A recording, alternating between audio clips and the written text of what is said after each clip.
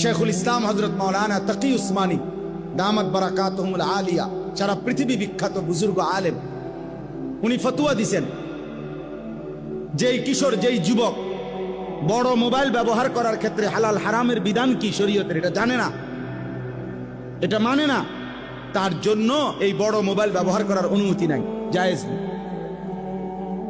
এটার প্রয়োজন আছে, এটার দ্বারা বড় মোবাইল দ্বারা অনেক কাজ আছে, বর্তমান পৃথিবীর অনেক কিছু করতে হয়, ঠিক আছে, কিন্তু প্রয়োজনের মধ্যে সীমাবদ্ধতা।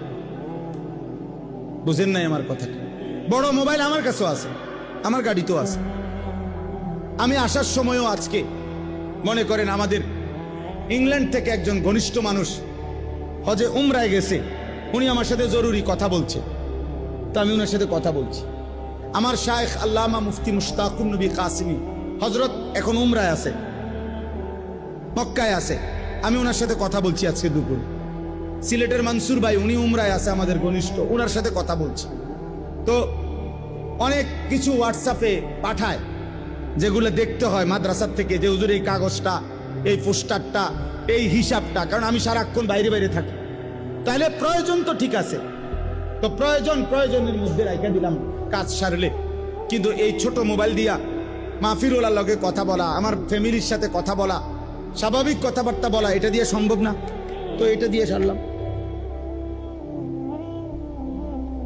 এটাতে 24 ঘন্টা বড় মোবাইল এটা সাথে রাখতে হবে, এটা তো আমার শান্তি দিবে না রে ভাই।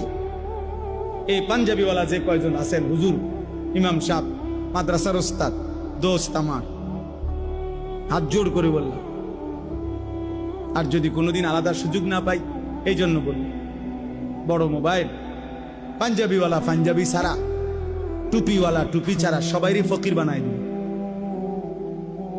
অপমানিত করে ছাড়বে যদি এর নিয়ন্ত্রণ করতে না পারে, যদি এর হালাল হারাম বাঁচতে না পারে, হেফাজত করতে না। আল্লাহ আমাদেরকে তৌফিক দান করে।